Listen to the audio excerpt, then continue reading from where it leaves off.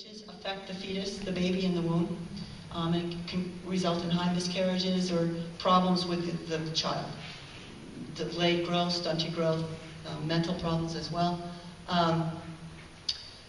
Elders, our body is like a rain barrel, and throughout your whole life, that rain barrel fills up, drip, drip, drip, with toxic chemicals. And your body's doing the best it can to try to break these things down and get them out. But as an elder or as an older person, you could just get overwhelmed. You know, your body can just get overwhelmed. It's fighting this, it's fighting that. It's maybe fighting some other chronic illnesses or health problems you have. And suddenly here comes an oil spill on top of everything else. And the spill can act as a triggering event where it can actually make other health problems worse. So, elders. African Americans, I'm really sorry to say, looking around the community here, because African Americans are prone to blood disorders anyway, sickle cell anemia, and the oil creates blood disorders or can make them worse. And finally, anybody with already existing health problems, because your system is already compromised and weakened. So, I mean, this is like a no kidding situation here. In the Gulf, we had hands across the sand. The symptoms across the Gulf,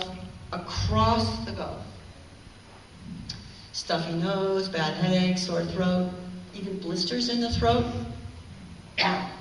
Sorry. Hoarseness, dizziness, nausea, ear and nose bleeds. People would wake up in the morning with their pillow just soaked. Kids, adults, skin rashes. I have pictures of some of that. Peeling hands and soles of feet from walking in the sand. Blood in the urine, blood in the vomit, blood in the stool, blood everywhere, okay? Lethargy, fatigue, brain fog, that's something I haven't made, and I forgot, again, to put the eye problem on here, and diarrhea. Can you tell me your first and last name? Robert Earl Jackson. And where did you live during the oil spill? 13.5 Richmond Avenue in Emmett Township, across the street from Main Street Market. Oh, so you're right next to the river. You breathed in a lot of these chemicals, is that correct? Yes. And what was some of your symptoms that you had after the oil spill? I had 3 seizures at the other house and 2 seizures where I live now. And the house where I lived before was 13.5 Richmond.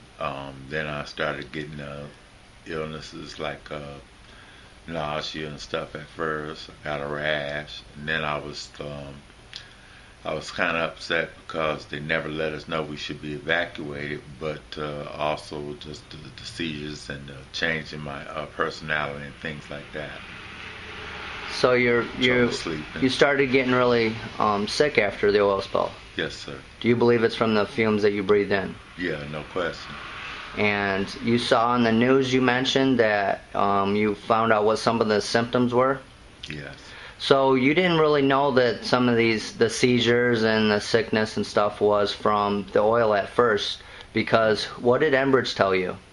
They told us we were going to be all right, and that Enbridge also said that there was no way this could contaminate us or harm us, which I really didn't believe. I figured 1 million gallons of oil like that. You know, I mean, people that work in plants like that wear all kind of breathing masks and stuff. So Enbridge told you and your daughter that these chemicals will not hurt you? Yeah, and that nobody in the community was going to be hurt or impacted by that. They were cleaning up the river, because I had even asked the gentleman at Enbridge, I said, well, if it didn't impact us, which I didn't believe him, I asked him about wildlife and stuff, and he was saying the fish and squirrels and all the other animals were going to be okay. And I'm thinking to myself, how can a fish be okay to eat if it's got Robert, oil in it? Robert, yes. Every single fish in 40 miles of river died. None of them lived. Oh, so when Enbridge tells you, because you never got in the river, that the fish are going to be okay, 110% lie. Oh my God, that makes me mad. How do you feel about this? It makes me very angry too, because what if people go ahead and fish because they believe that?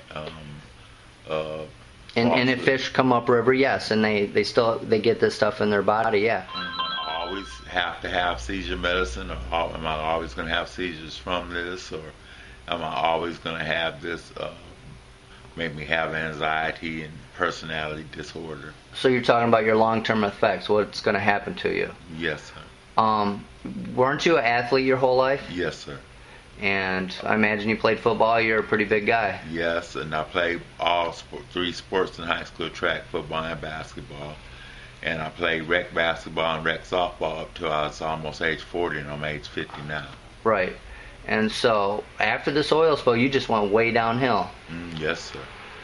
Well, you know, it's important. Your story is important just like everybody else's. We're finding out that all these seizures were from the oil spill.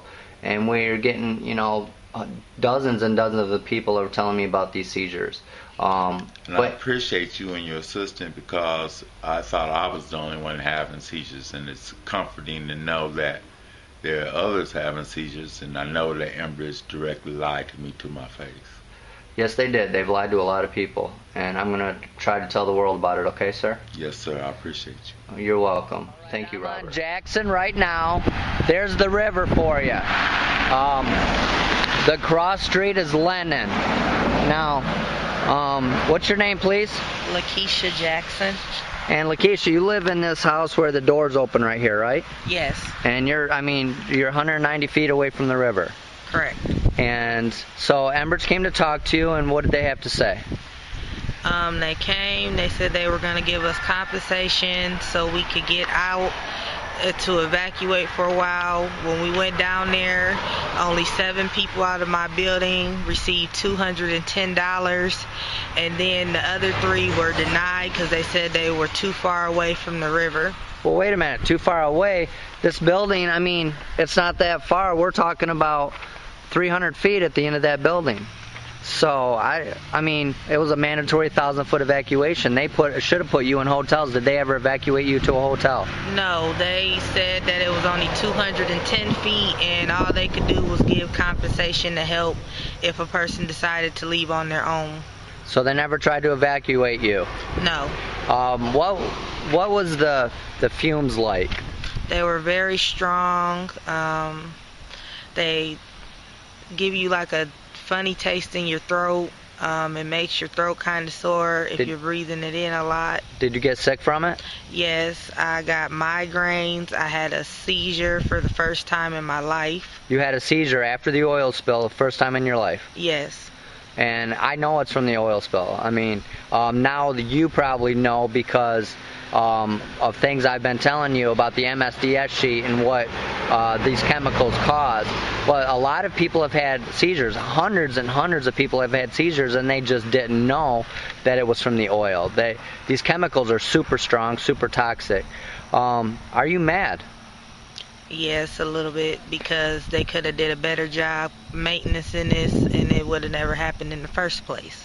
Well, what about you getting sick in the future? You have no claim because you signed off your rights for $1,900. I don't know if you can see that, but it's $1,900. And I know a guy that lives 3 times further away from you and just got $35,000, and all his medical's paid for, and all his future medical is paid for. So what do you think about that they conned you into signing off for $1,900 when you might get sick in the future from this oil spill?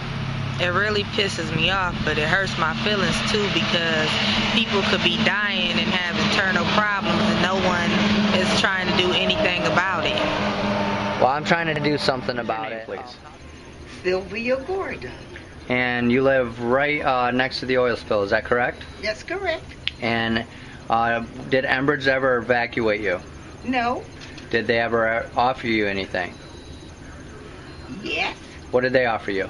$250. $250. Now, didn't you get sick from this? Yes, I got sicker. Yes. And did you go to the hospital and see your doctor about it? Yes. And what did your doctor say?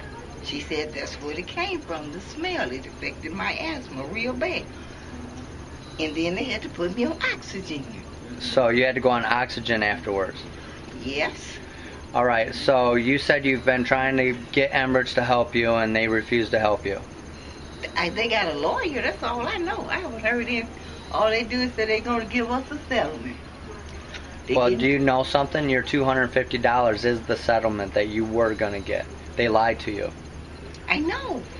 So what do you feel about that now that you know that you should have been evacuated and everybody else that is got an attorney that wasn't fooled by Enbridge is getting their medical bills paid for and other things compensated properly? It was wrong. Are you mad? Oh, really? No, I can't waste my life being angry at people that misuse and abuse me. That's true. Red, I got lost my breath, I started itching, and I've been itching ever since. I bought hard bristle brushes that I use now all day and all night. I'm itching all the time. And I want to know My what. name's John Bolenbaugh, and could you tell me who you are, please? I'm Russell Tanner Jr. And I'm Cheryl Tanner. And I'm just going to show you guys how close they are to the river. River's right there. I mean, how far away are you? 50 feet. 50 feet. Did Enbridge ever evacuate you? No. Oh, wow. I can't believe that. You're so close. Did you ever get sick from this? Yes. What's some of the symptoms that you've had? I've had the eyesight, the blurriness, migraines, sores. That I don't know what the cause of it is from. I've touched. I don't know if it's because I've bathed in that water, brushed my teeth, washed my hair, diarrhea. I'm forever coughing. Didn't you say something about your eyesight? Yeah, my eyesight is number one. I'm sorry. Oh, no. The eyesight. Yeah, yes, the eyesight.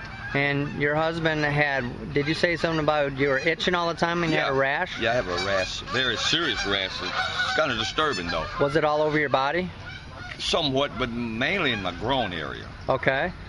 Yeah, we've had a lot of people say that. Well, you know now because I've told you about there was supposed to be a mandatory evacuation. Mm-hmm. Are you mad about that? Yes, I am. Yes, I'm am. angry. Yeah. Well, Very angry. Come on, tell Enbridge watches these. Tell Enbridge what you think. I believe that Enbridge is paying people these inconvenience checks to shut them up and get them out of the way because we did not know any better. Mm-hmm. So you feel lied to? Yes, I Yes. feel lied to, Yes, I taken do. advantage of, and harassing. I guess I don't know if they were trying to get people to hurry up and talk them into buying the homes to get them out of there, but it wasn't.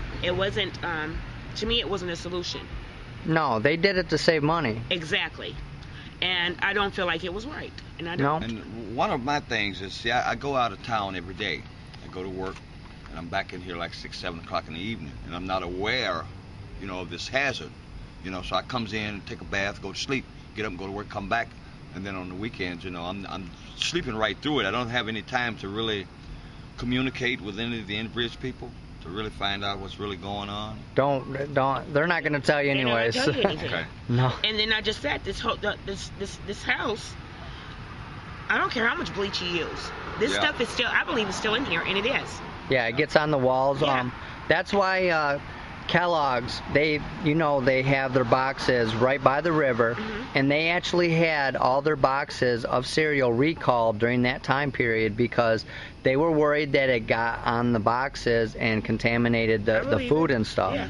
And so think about that. If they recall this stuff, but these fumes and stuff go in your house and it settles in there, you're living in this for years. And then I just said, my teeth.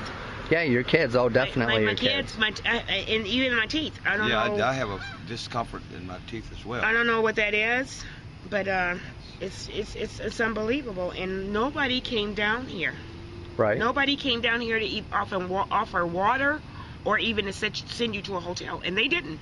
No, I know that. I was here, and I remember. I have to get you guys to all come forward, and so when I tell people this, I need the community support to help me out. I can't do this by myself. Okay. Sure. So if you can come to these meetings, Okay. The meeting tomorrow with Dr. RIKI will be very helpful. She will teach you what's been going on with these oil spills over the last 20 years from her knowledge. Okay. Okay. Can you come? Yes. Well, thank you. I will and be there. I will see you tomorrow then. Thank you very much. Yes, sir. You're welcome. These people are getting seizures too. It really blows you away that they can get away with stuff like that. But they have a lot more money than us. Well, so what do you think about Enbridge having all this money and these all the residents that are, you know, some of them don't have anything. You don't even have money to go to the doctor to find out what's wrong with you sometimes. I feel it's very crooked, sir, and I think it should be against the law for them to be a light to the people after they pollute our river and the people's bodies like that. Yeah, I agree with you, and I'm going to do everything I can to get these guys arrested.